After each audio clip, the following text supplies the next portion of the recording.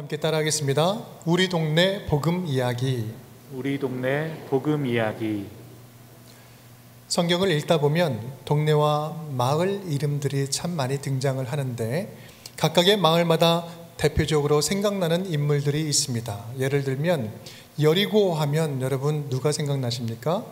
구약에 보면 여호수아가 생각나죠. 또 신약에 보면 예수님께서 만난 인물 삭개오가 있습니다. 베다니 하면 여러분 누가 생각나나요? 예수님의 친구 나사로, 죽은 나사로가 살아났다네. 그리고 두 자매 마리아와 마르다, 우리 삼남매가 생각이 나죠. 사르밧 과부, 수가성 여인. 베들레헴 하면 누가 생각납니까? 구약에서는 룻과 나오미가 나오죠. 신약에서는 예수님께서 베들레헴에서 탄생하시고요. 갈멜산 하면 누가 생각나세요? 엘리야, 선지자 엘리야가 생각나죠. 이렇듯이 성경에 등장하는 마을마다, 지역마다 그곳을 대표하는 인물들이 있습니다. 이 기독교 역사 속에서도 위대한 성인들은 대개 지역과 함께 불리어졌어요. 아시시의 프란시스코, 그죠? 이탈리아 지역의 아시시 지방이죠. 또 인도의 콜카타의 마더 테레사, 독일의 비텐베르크의 마틴 루터, 히포의 어거스틴, 히포의 주교였죠. 그분들이 대표적입니다. 그렇다면 성경 인물이나 역사 속에서 그 인물들은 어떻게 그 지역을 대표하게 되었을까? 한번 잘 살펴보면은요, 그분들 일반적인 특징이 있습니다. 그 지역과 삶의 현장에서 독특한 인생의 역경이나 특별한 사건을 경험하게 된다는 점이죠. 그때 하나님과의 인격적인 만남이 있고 인생이 완전히 변화되는 전인적인 변화를 경험합니다. 하나님의 은혜로 믿음의 이벤트가 생기는 것이죠. 이 믿음의 사건, 믿음의 이벤트, 이것이 하나님의 입장에서는요, 영광스러울 뿐만 아니라 영원토록 남겨진 후손들에게도 기억됐으면 좋겠다.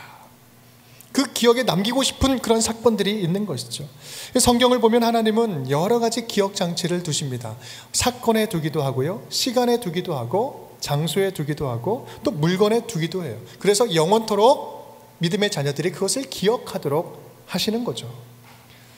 예수님 발에 향유를 부었던 여인 기억나십니까? 예수님께서는 이렇게 말씀을 하십니다. 마태복음 26장, 온 천하에 어디서든지 이 복음이 전파되는 곳에서는 이 여자가 행한 일도 말하여 그를 기억하리라. 그 사건에 기억장치를 두는 겁니다. 이 복음이 전해지는 곳곳마다 이 여인은 기억되리라. 또 여호수아 5장 말씀 보면 내가 오늘 애굽의 수치를 너희에게서 떠나가게 하였다 하셨으므로 그곳 이름을 오늘까지 길갈이라 하느니라. 길갈, 이거는 굴러가다, 수치가 굴러갔다라는 거예요. 그 이름이, 길갈이라는 이름이 기억하게 하는 기억장치인 것이죠. 우리 주변에 서울 지명 가운데 우리가 찾아본다면 절두산, 여러분 아시죠? 절두산이 있습니다. 원래는 잠두봉이라고 불렸는데 양화진의 언덕이죠. 그런데 그곳에 1866년 흥선대원군이 병인박해를 하면서 초기 천주교인, 그 천주교인들의 수많은 분들을 다 목을 베고 잘랐어요. 너무나 가슴 아픈 일이죠. 너무나 가슴 아픈 일입니다. 아픔을 지닌 이름이지만 그렇게 명명함으로 우리가 후손이 그것을 기억하고 잊혀지지 않는 기억으로 기념하고 잊고 있는 것이죠. 이렇게 이 지역에 얽힌 이야기들, 또 기억되는 이름들을 보면서 우리들 마음속에는요, 소망이 생겨요. 지금 여기에 있는 우리들의 모습이, 저와 여러분의 모습이 이 지역을 대표하는, 이 운정을 대표하는, 이 파주를 대표하는, 더 나아가 이 한국, 이 시대를 대표하는 성도들이 될 수 있다면 얼마나 좋을까. 지난 3주간 우리는 이곳 지명들을 통해서 메시지를 듣고 있습니다. 운정, 교화, 파주, 운정과 교화, 파주, 이 지역에 살고 있는 성도로서 이 지명을 통해서 주시는 메시지가 우리에게 의미가 있는 이유가 무엇입니까? 우리에게 의미가 있는 이유는요, 저와 여러분을 지금 이곳에 보내신 하나님의 뜻과 계획이 분명히 있다고 우리는 믿기 때문에 그렇습니다. 하나님은 저와 여러분을 지금 우리가 살아가고 있는 이 지역, 이 마을, 이 현장, 이 파주 운정 지역에 복음의 일꾼으로 보내신 줄 믿습니다. 이 지역을 대표하는 그리스도인들이 되라고 보내주신 거예요. 오늘 본문에서도 예수님이 제자를 파송하고 보내십니다. 우리 1절 말씀인데 함께 읽어볼까요? 그 후에 주께서 따로 70인을 세우사 친히 가시려는 각 동네와 각 지역으로 둘씩 앞서 보내시며, 예수님이 가시는 길 앞서서 70명의 제자들에게 둘씩 짝지어가지고 각 마을로 파송하시는 겁니다. 이 장면을 보면 참 궁금한 것들이 많아요. 그냥 가시면 되지, 만날 사람들인데 하나님의 예수님의 능력으로 언제든지 변할 수 있는데 왜 제자들을 먼저 파송하고 보냈을까? 왜 70명을 뽑았을까? 왜 둘씩 짝을 지어서 보냈을까? 사전에 철저한 전도 세미나를 하고 보내셨을까? 아니 가서 무엇이라고 이야기하라고 가르쳤을까? 어떤 능력을 부어주셨을까? 누가복음 10장 파송의 내용을 우리가 함께 살펴보면서 저와 여러분을 이 운정 지역과 각각의 동네에 마을에 파송하신 하나님의 마음을 이해해 나갈 수 있으면 좋겠습니다. 먼저 우리는 여기에 나오는 두 숫자를 주목할 필요가 있습니다. 첫 번째는요, 70이라는 숫자입니다. 70. 여러분 느낌이 확 오지 않습니까? 70. 70인을 사후사. 70은 완전을 의미하는 7이라는 숫자와 곱하기 열방을 의미하는 10, 10의 의미가 합쳐져 있는 것입니다. 조합된 숫자이죠. 이것은 완전한 복음이 구석구석 흩어지고 퍼져나가기를 원하는 하나님의 마음이 담겨져 있습니다. 완전한 복음이 열방으로 흩어지는 것이죠. 구원의 복음이 모든 열방으로 반드시 흩어져야 함을 말하고 있는 것입니다. 그런데 누구를 통해서요? 제자들을 통해서. 제자들을 통해서 흩으신다는 거예요.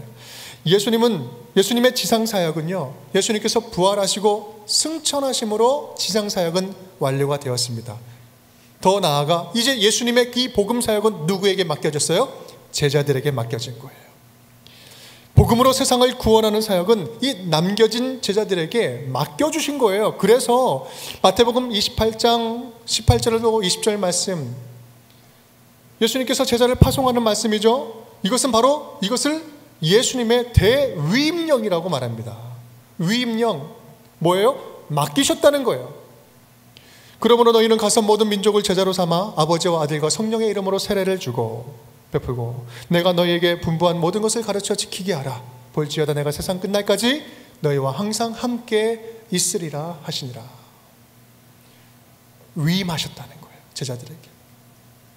우리가 주목해야 할 또 하나의 숫자가 있습니다. 그것은 바로 둘이라는 숫자죠. 둘. 그들을 둘씩 짝지어 보냅니다. 왜 둘일까요? 둘은 성경에서 증인의 숫자입니다. 증인의 숫자. 우리 신명기 17장 6절 말씀을 보면은요, 우리 함께 읽어볼까요? 죽일 자를 두 사람이나 세 사람의 증언으로 죽일 것이요 한 사람의 증언으로는 죽이지 말 것이며. 또한 신명기 19장도 비슷한 이야기가 나옵니다. 한 사람으로 증인 삼을 수 없다. 두세 증인이 있어야 된다. 이건 신명기에 나오는 두세 증인법입니다. 믿음이라는 것은요, 서로 검증하고 확증하며 공동체 안에서 영적인 힘을 주고받을 때 믿음은 강건해질 수 있는 것입니다. 하나님의 자녀로 살아가는 우리는 공동체 안에 있을 때에야 비로소 복음을 건강하게 누릴 수 있고 복음을 건강하게 전파할 수 있습니다. 공동체를 떠난 복음은 위험합니다. 복음을 전하는 것도 마찬가지예요. 주님께서는 함께 부르셨고 함께 파송을 하시는 것입니다. 우리 전도서 4장 12절 말씀 이렇게 말씀합니다. 한 사람이면 패하겠거니와 두 사람이면 맞설 수 있나니 세 겹줄은 쉽게 끊어지지 아니하느니라. 마태복음 18장 말씀, 두세 사람이 내 이름으로 모인 곳에는 어떻게 하겠다? 나도 그들 중에 함께 있겠다. 여러분, 둘씩 짝지어서 지금 전도 현장에 파송하는 것은요, 세상에 파송한 제자들에게 두세 사람이 모인 그곳, 너희들이 함께하는 그 공동체 가운데 내가 너와 함께 하겠다라는 임마누엘 약속이 함께 따라가는 것입니다. 예수님께서 이렇게 말씀을 하시면서 궁극적으로 그렇다면 이 선교 현장, 전도 현장에서 무엇을 전할 것이냐, 어떤 내용을 전할 것이냐 분명하게 알려줍니다. 우리 9절 말씀 다 함께 큰 소리로 읽겠습니다. 거기 있는 병자들을 고치고 또 말하기를 하나님의 나라가 너희에게 가까이 왔다 하라. 아멘. 복음의 전파 내용이 무엇이에요? 무엇을 전파하는 겁니까? 하나님의 나라가 가까이 왔다. 예수 그리스도로 말미암아 이제 천국이 시작되었다라는 거예요. 지금 저와 여러분이 누리고 있는 복음, 이 복음이 왜 복음이 될 수 있습니까? 예수 그리스도 안에서 이제 우리는 하나님의 자녀가 되었고 하나님의 통치 가운데 이 땅에서 천국을 살아가는 존재가 되었다는 것. 이것이 기쁜 소식이에요.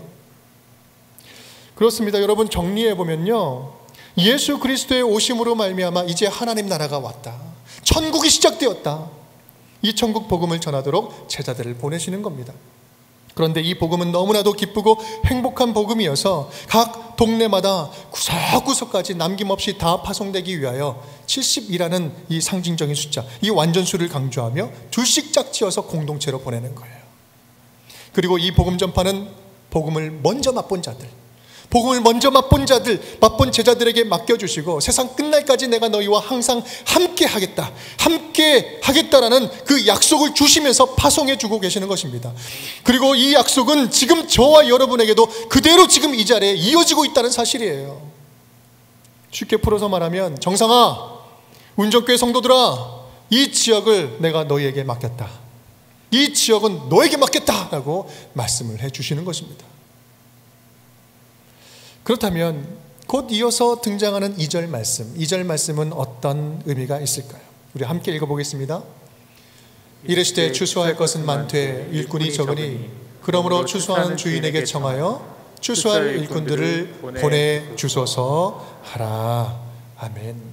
예수님께서 70인 우리 제자들을 둘씩 파송을 하시면서 보내시면서 느닷없이 기도 제목을 주십니다. 추수하는 주인 누구예요? 하나님께 기도해라, 간구해라. 뭐라고요? 추수할 일꾼을 보내주셔서. 왜요? 추수할 일꾼이 부족하기 때문에. 전도 현장 나갈 때 이제 느끼는 것이 오는 거예요. 추수할 일꾼이 부족하구나. 제자들에게 복음을 전하는 사명을 맡겨주셨는데 문제는 보내는 그 일꾼보다 거둬들여야 할 영혼들, 복음을 기다리는 영혼들이 훨씬 더 많다는 거예요. 지금 믿음의 사람들, 하나님의 자녀들보다 아직 주님을 만나지 못한 영혼으로 갈급한 영혼들이 훨씬 더 수없이 많다는 거예요. 너희들은 보이지 않을지라도 내 눈에는 다 보인다는 거예요. 나의 사랑하는 복음의 일꾼들아, 나의 자녀들아, 너의 전도를 기다리는, 너의 복음 전하는 것을 기다리는 영혼들이 너무나 많이 있다. 비록 너희들이 찾아갈 때는 그들이 핍박하고 무시하고 거부하는 자의 눈으로 너희를 쳐다보겠지만 저들 안에는 생명의 복음에 갈급해하는 이들이 있다. 갈급해하는 자들이 있다. 아니, 있는 게 아니라 많다. 아니, 가득 넘치고 있다. 그러니 추수할 일꾼을 더 많이 보내달라고 하나님께 요청을 해라. 이렇게 요청할 수 있는 이유와 자격은 누가 있습니까? 파송받은 자들에게 있는 거예요. 무슨 말입니까? 이게 무슨 말이에요? 너희가 복음을 전해보면 알 것이다. 네가 복음을 전해보면 얼마나 절실히 이 복음 전파하는 자들이 더 필요한지 알게 될 것이다. 여러분, 우리는 여기서요, 영적인 빈익빈 부익부 현상이 있다는 사실을 우리는 기억해야 됩니다. 마태복음 13장 12절 말씀, 무릇 있는 자는 받아 넉넉하게 되되 없는 자는 그 있는 것도 빼앗기리라. 여러분, 있는 자는 받아 넉넉하게 되고요, 없는 자는 그 있는 것마저도 빼앗긴대요. 여러분, 이게 무슨 말입니까? 이 말씀은 저에게도 도저히 이해되지 않는 말씀 구절 가운데 하나였어요. 있는 자는 더 풍성해지고 없는 자는 더 없어진다? 이건 논리적이지도 않고 전혀 공평하지 않습니다. 하나님이 공평하다면 어떻게 이럴 수 있을까? 뭔가 평균계, 형평성을 맞춘다면 없는 자, 있는 자에게 빼다가 없는 자에게 채워서 이렇게 똑같이 맞추는 거, 이게 공평 아니겠습니까? 그런데 여러분, 한번 생각해 보십시오. 신앙의 세계, 신앙의 영역에서는요, 신비한 반전이 일어납니다. 여러분, 기도 많이 하시죠? 열심히 하시는데, 기도를 가끔 하시는 분들, 원래 행사로 기도하시는 분들은 기도를 하려고 맘먹고 딱 앉으면요, 기도할 것이 많이 없어요.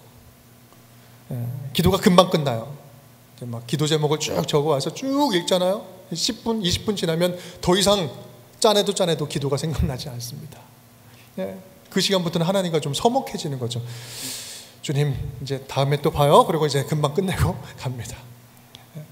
그런데 여러분, 경험해보지 않았습니까?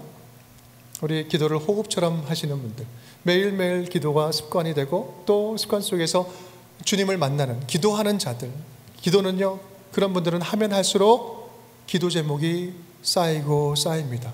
기도 제목이 붙고 더 붙어요. 기도 제목이 꼬리에 꼬리를 묻니다. 더 많이 기도하게 됩니다. 그런데 이 더 많이 기도하는 것이 막 무겁고 힘겨운 일이 아니라 더 쉬워져요. 힘들지 않아요. 중보 기도를 하다 보면 1시간을 했는데 10분처럼 지나가기도 합니다. 여러분 그런 경험 해보지 않으셨습니까? 전도도 마찬가지예요. 복음을 전하려고 내가 이제 복음을 전하겠다 마음을 먹는 순간, 먹기 시작하면 그때부터 하나님께서 기다렸다는 듯이 사람을 붙여주세요. 보내주세요. 만나게 해주세요.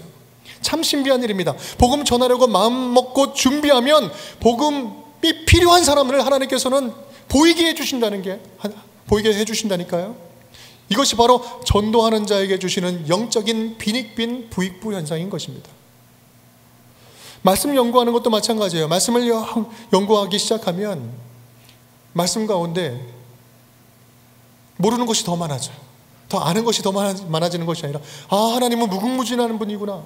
더 모르는 것이 많고 더 연구하고 겸손하게 공부하게 됩니다. 겸손하게. 더 많이 알면 알수록 그래서 겸손해지는 거예요. 겸손의 빈익빈 부익부 현상이 일어나는 것입니다. 돕고 나누고 섬기는 일도 마찬가지입니다. 돕고 나누고 섬기기 시작하면 하나님께서 착한 일 할 기회를 더 붙여주시는 거예요.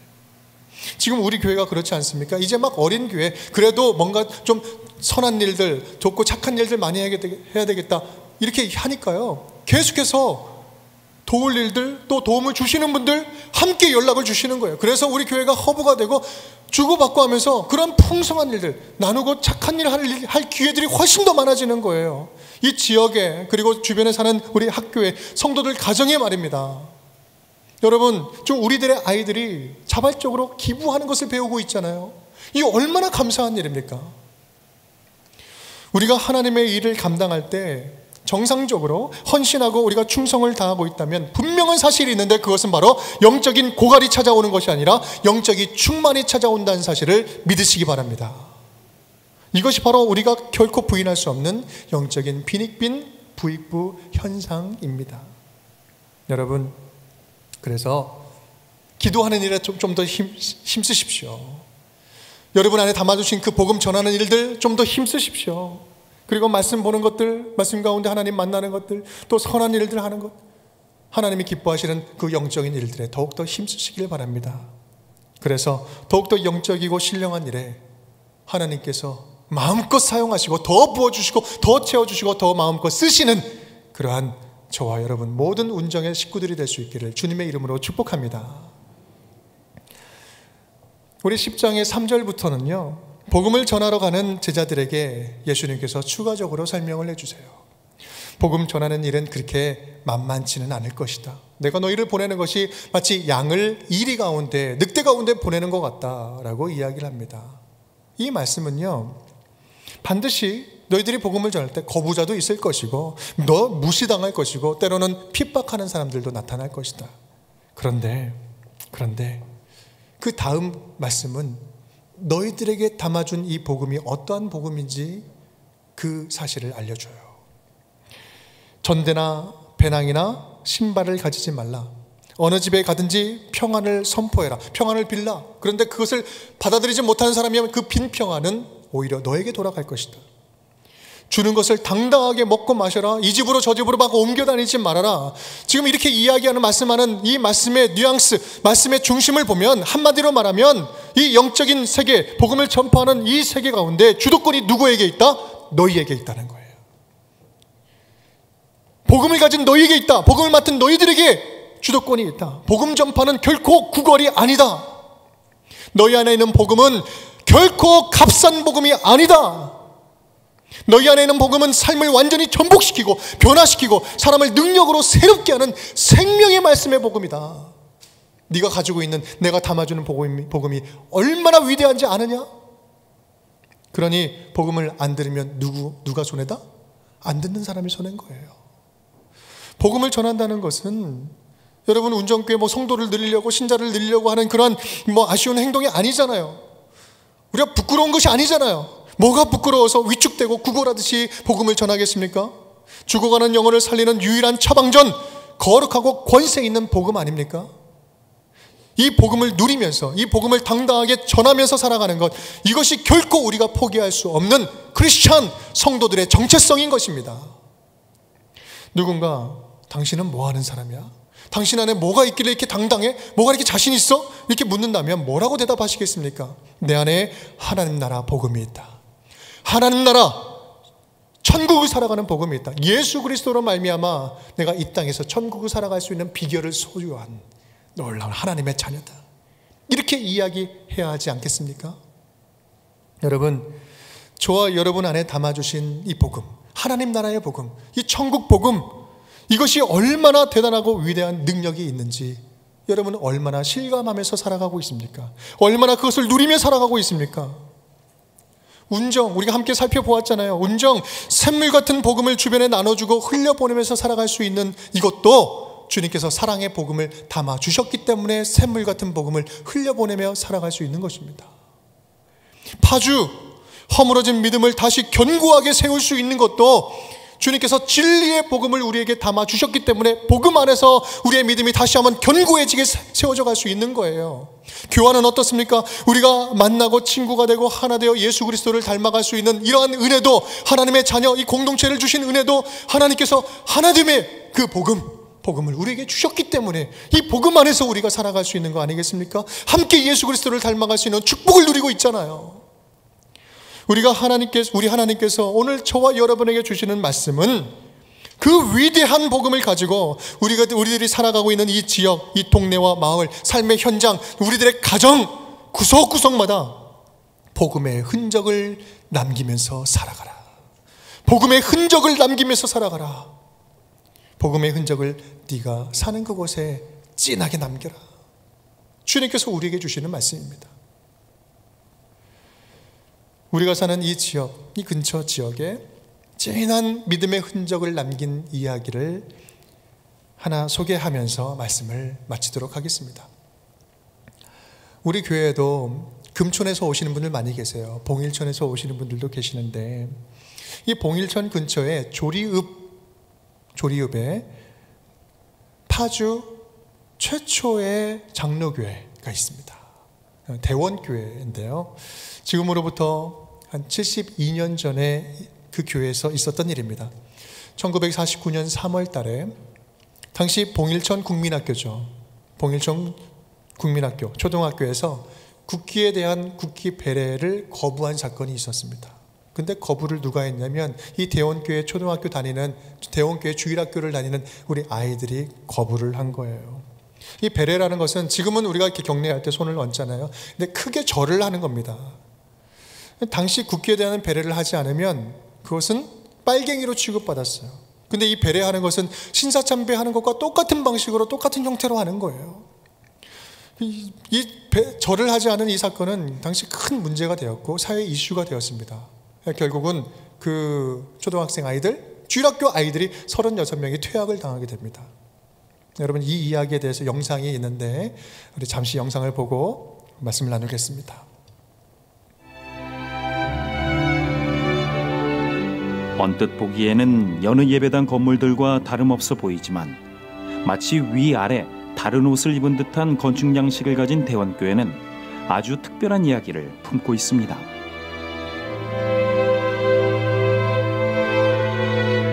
(1901년) 이 마을에 살던 배영윤 씨 등 주민 6명은 서울의 구파발을 오가며 장사를 하던 중 복음을 접했는데, 그 후 마을에서 예배를 드리며 시작된 교회는 1904년 언더우드 선교사의 부흥 사경회 후 급속도로 성장했고 20평의 목조 초가 예배당을 건축하며 부흥 성장해 갔습니다. 그러던 중 교회에 위기가 닥쳤는데 1949년 3월 봉일천 국민학생들 중 36명의 대원교회 주일학생들이 10계명의 제2계명을 지키겠다는 믿음으로 당시 국기 배례라 불리던 국기에 절하는 행위를 거부한 것입니다. 1949년도 학기가 시작하면서 전체 조회를 하는 상황 가운데 국기에 대한 배례를 하게 됐습니다. 그런데 학생들 생각으로는 우상숭배 제2계명을 떠올리게 되면서 이게 절을 하는 것이 맞는가라는 의구심을 가지게 되었고, 그 일에 대해서 우리 교회 학생들이 거부를 하게 된 사건이 발생을 하게 됩니다. 이 사건으로 36명의 대원교회 주일학교 학생들은 퇴학을 당했고 당시 대원교회를 섬기던 최중의 목사도 경찰서를 드나들며 고초를 겪었는데 이에 대원교회 교인들은 합심해 기도했고 한 달 후 하나님이 하시는 일을 보게 됐습니다. 이 상황을 알게 된 이승만 대통령이 절하는 국기 베레 대신 오른손을 왼편 가슴에 올려놓는 방법으로 바꾼 것입니다. 그리고 퇴학 처분을 받았던 36명의 학생들은 다시 학교로 돌아가게 됐습니다. 이렇게 올곧은 신앙을 지킨 70여 년 전 대원교회의 다음 세대들, 그 신앙의 유산을 간직하기 위해 대원교회는 설립 100주년을 기념해 앞마당에 10계명 신앙비를 세웠습니다. 이제 역사만 자랑하면 안 되니까 우리 선조들이 이렇게 국기 베레 때 지켰던 그 신앙 우리가 다시 물려받자 그래요. 역사만큼 우리가 성숙해졌으면 좋겠고요. 두려움 없이 신앙에 위배된 행위를 거부한 믿음의 선진들. 이러한 귀한 신앙의 유산을 이어받은 파주 대원교회는 오늘도 올바른 신앙을 지키고 믿음 안에 다음 세대를 품으며 아름다운 신앙의 유산을 이어가는 교회로 나아가고 있습니다. 기록을 보니까요, 그때 당시에 대한예수교 장로회 35회 총회에서는 국기 베레는 옳지 않으니 다른 나라에서 하는 것처럼 손을 가슴에 얹고 경례하는 것, 이것으로 변경할 것을 청원하면서 올리는 과정이었습니다. 하지만 그렇게 청원하는 과정 가운데 그들은 알지 못했죠. 우리 초등학생들, 봉일천 학생들은 자기들이 다니는 학교에서, 그 학교 현장에서, 삶의 현장에서 말씀을 지켜내고 올곧은 믿음을 선포했던 것입니다. 결국 그들이 국가 방침을 바꾸게 한 것이죠. 정말 놀라운 믿음과 용기 아니겠습니까? 여러분, 우리 초등학생들 알면 뭐 얼마나 알았겠어요? 성경 지식 알면 얼마나 알았겠습니까? 하나를 알더라도 하나를 실천할 수 있는 믿음이 진짜 영향력 있는 믿음이요, 살아있는 믿음 아니겠습니까? 아무리 많이 알고 많이 배워도 말씀대로 살지 않으면 무슨 소용이 있겠어요? 여러분, 말씀대로 살기 위해서 우리가 더 얼마나 배워야 될까요? 무엇을 얼마나 더 배워야 될까요?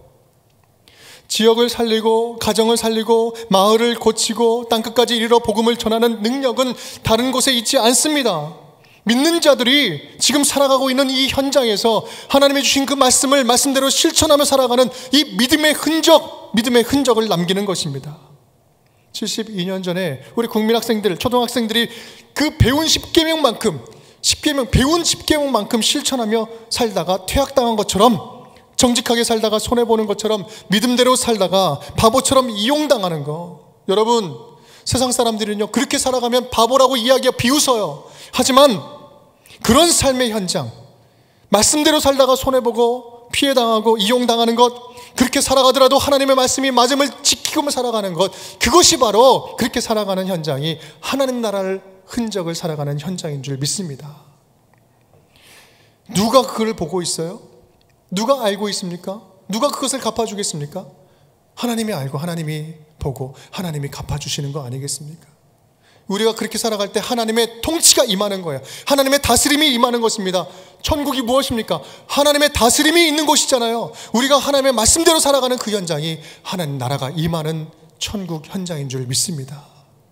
여러분이 지나간 그 자리에 어떤 믿음의 흔적이 지금 남아 있습니까? 내가 지나가고 난 자리에 어떤 믿음의 향기가, 믿음의 이야기가 자라나고 있습니까? 우리 지난주에 대원교회에 직접 방문해서 우리 김현권 목사님과 함께 이제 교제를 나누었어요. 이야기를 좀 나누면서 이야기를 좀 듣고 했는데, 말씀 가운데 참 흥미로운 말씀을 하시는 거예요. 파주시에서 이번에 유적지 10군데를 선정을 해가지고 숨길이라는 그 코스를 만들고 있어요. 그런데 그 숨길 10개 코스 가운데 한 개의 유적지로 이 대원교회가 선정이 되었다는 겁니다. 여러분, 시에서 하는 거예요. 종교적인 어떠한 것도 색도 들어가기 힘들어요. 그런데 이 대원교회가 그 유적지 가운데 하나로 선정되었다. 그리고 가이드도 붙여달라고 해서 권사님, 집사님들을 이렇게 붙여드렸다는 거예요. 일부러 오게 해도 오지 못하는 이런 시골 교회, 누가 그 관심이나 갖겠습니까? 그런데 유족지로 선정되면서 마음껏 자랑하는 그 일들이 생겼다는 거예요. 여러분, 이것이 바로 믿음의 흔적이 가진 힘 아니겠습니까? 70년 전에 그 믿음의 흔적이 파주를 대표하는 자랑거리가 된다는 사실이 전 너무나 흥분되고 얼마나 감사하던지요. 그러면서 저에게 소망이 생기는 거예요.